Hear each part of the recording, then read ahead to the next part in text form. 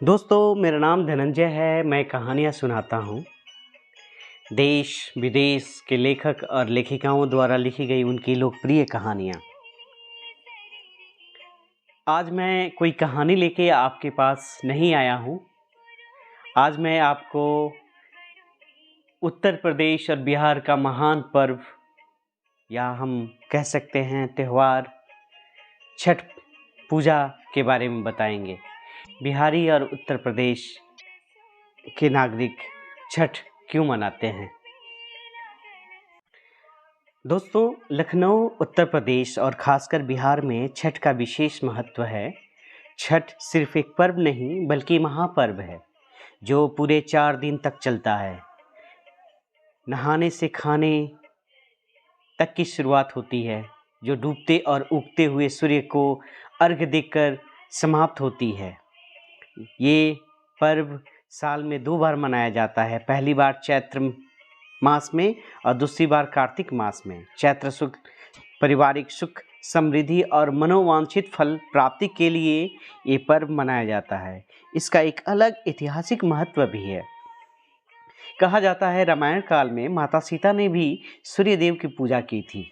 महाभारत काल में भी छठ पर्व की शुरुआत किया गया था। कहा जाता है हिंदू मान्यता के मुताबिक कथा प्रचलित है कि छठ पर्व की शुरुआत महाभारत काल से हुई थी। इस पर्व की सबसे पहले सूर्यपुत्र कर्ण ने सूर्य की पूजा करके शुरुआत किया था। कहा जाता है कि पानी में खड़े होकर उन्होंने सूर्य देवता को अर्घ्य दिया करते थे। सूर्य की कृपा से वह महान योद्धा बने। आज भी छठ में अर्घ्य दान का यही परंपरा प्रचलित है। द्रौपदी भी रखा था छठ व्रत। छठ पर्व के बारे में एक कथा और भी है। जब पांडव सारा राजपाट जुए में हार गए थे, तब द्रौपदी ने छठ व्रत रखा था। इस व्रत से उनकी मनोकामना पूरी हुई थी और पांडवों को सब कुछ वापस मिल गया था। लोक परंपरा के अनुसार सूर्यदेव और छठी मैया का संबंध भाई बहन का है, इसलिए छठ के मौके पर सूर्य का आराधना फलदायी माना जाता है। दोस्तों, क्या है छठ का पौराणिक महत्व? पुराणों के अनुसार प्रियव्रत नामक एक राजा की कोई संतान नहीं थी। इसके लिए उसने हर जतन कर डाले, लेकिन कोई फायदा नहीं हुआ। उन्होंने सारा पूजा पाठ करवा चुका था, लेकिन कोई फायदा नहीं हुआ। तब उस राजा को संतान प्राप्ति के लिए महर्षि कश्यप ने उसे पुत्र यष्टि यज्ञ करने का परामर्श दिया। यज्ञ के बाद महारानी ने एक पुत्र का जन्म दिया, लेकिन वह मरा पैदा हुआ था। राजा के मृत बच्चे की सूचना से पूरे नगर में शोक छा गया। कहा जाता है कि जब राजा मृत बच्चे को दफनाने की तैयारी कर रहे थे, तभी आसमान से एक ज्योतिमयी विमान धरती पर उतरा।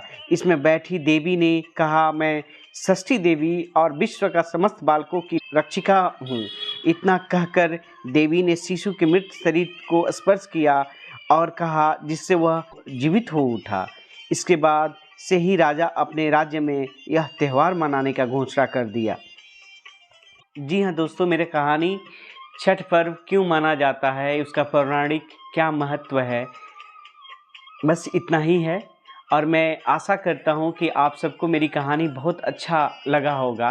Please like, subscribe and comment my channel, और wish you very happy Chhath Puja to each and everyone. Thank you so much. आप खुश